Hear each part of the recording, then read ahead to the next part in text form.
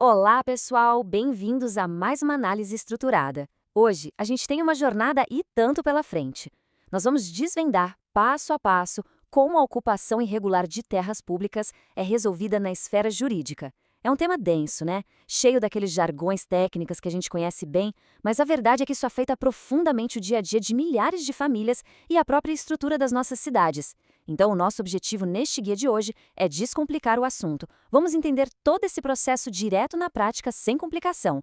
Vai ser uma imersão dinâmica e, acima de tudo, muito esclarecedora para quem acompanha as políticas de desenvolvimento urbano. Para começar a nossa explicação, a gente parte de uma pergunta que parece simples, mas que carrega um peso enorme. Afinal, é possível ter segurança jurídica de verdade morando em uma terra pública? Bom, a resposta para isso tem o poder de mudar o destino de bairros inteiros e literalmente colocar um ponto final em conflitos que já se arrastam por décadas. E para a gente desvendar esse mistério, vamos precisar olhar com uma lupa para uma ferramenta legal muito específica e poderosa que o Estado tem em mãos. Certo, então vamos direto ao ponto. Parte 1. O que é a CDRU? Essa sigla, CDRU, significa Concessão de Direito Real de Uso. Mas quando a gente fala de aplicar a CDRU sem o aforamento, o que isso realmente quer dizer lá no fim das contas na linguagem administrativa? Basicamente, significa que o poder público fez uma escolha técnica bem delimitada. Em vez de acionar aquele sistema super antigo, tal do aforamento histórico, que a gente sabe que foi usado no Brasil por séculos, o governo bate o martelo e decide usar a CDRU como uma ferramenta oficial para regularizar um imóvel específico. É, na verdade, um mecanismo moderno, escolhido a dedo para lidar com a realidade complexa das ocupações de uma forma muito mais eficiente. Beleza, a teoria é ótima, mas como isso funciona no mundo real? Parte 2. A CDRU na prática. Vamos construir essa linha do tempo para ver como a lei afeta diretamente a estrutura das famílias. Imagina a seguinte situação, que é o nosso passo 1. Uma família ocupa um terreno público por muitos e muitos anos. Eles constroem a vida deles ali. Aí, no passo 2, chega o momento em que a prefeitura, ou a União, decide organizar a casa e faz um levantamento completo da área. No passo 3 é que entra a nossa grande estrela de hoje. Em vez de simplesmente vender aquele terreno ou usar o foramento antigo, o governo emite a CDRU. E aí chegamos ao quarto e último passo, que é o fechamento dessa etapa. O morador recebe um título oficial. Ele tem um documento na mão, mas prestem muita atenção neste detalhe que é a chave de tudo. Lá na base de registro, o terreno continua sendo público. E isso nos leva diretamente à nossa parte 3, direitos e limitações. Olha só que cenário jurídico peculiar a gente tem agora. O morador tem um documento oficial de uma área que, no fundo, continua sendo do governo. Então, o que esse título realmente entrega? O contraste aqui é fascinante. De um lado da balança, a gente vê uma enorme segurança jurídica. A família ganha paz de espírito, sabe? Mas do outro lado, a realidade bate na porta. Não tem propriedade plena. Ou seja, ter a garantia máxima da lei para morar ali não significa de jeito nenhum ser o dono absoluto daquele pedaço de terra. Vamos destrinchar isso melhor e olhar para a parte boa primeiro. O que a família realmente ganha com a CDRU? A lista de benefícios é, sem dúvida, transformadora. Eles ganham a segurança jurídica para morar, e não é só de boca não, é algo consolidado num documento formal, registradinho em cartório.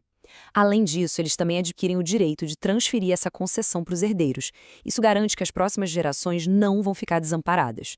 E para coroar tudo isso, ganham proteção total contra qualquer tipo de remoção arbitrária pelo Estado. É, na prática, o fim daquele medo constante de ser despejado da noite para o dia. Isso é um alívio gigantesco. Contudo, para a gente entender a figura completa, precisamos ser realistas sobre as limitações desse arranjo, o que o morador não tem. Como a gente já comentou, não existe a propriedade plena. E sem ser o dono de fato da área, perde-se a liberdade de simplesmente colocar o lote à venda no mercado imobiliário como se fosse uma casa particular qualquer. E quer saber onde isso mais dói no dia a dia? Na hora de buscar crédito. Como o morador não é o dono integral do bem, ele não consegue usar o terreno como garantia para um financiamento bancário tradicional.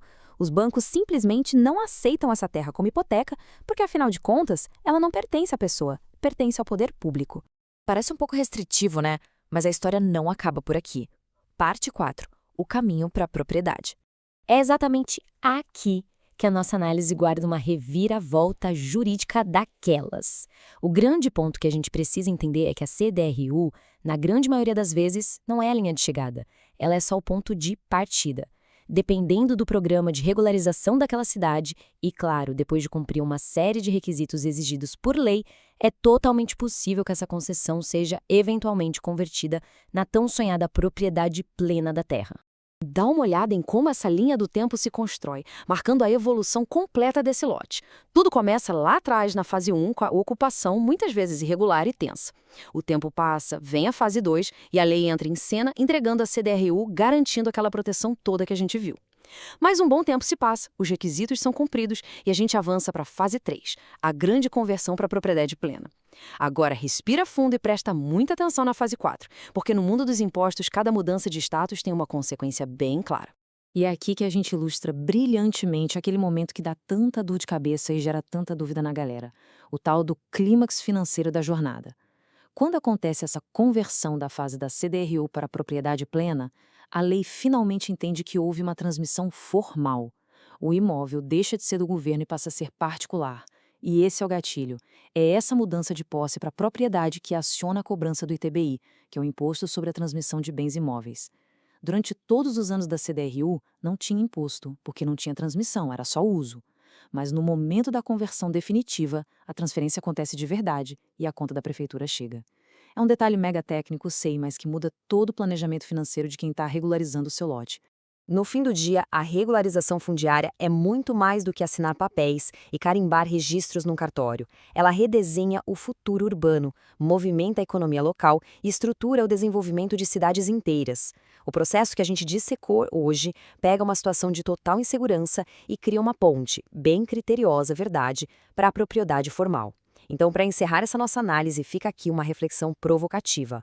Como as políticas públicas aí da sua região estão lidando com esse quebra-cabeça gigante que é integrar terras públicas à cidade formal? Eles já usam ferramentas como a CDRU para proteger as famílias durante esse processo? Pensem nisso. Muito obrigado por acompanharem mais este guia de hoje. Continuem sempre curiosos, questionando o que acontece ao redor e até a próxima.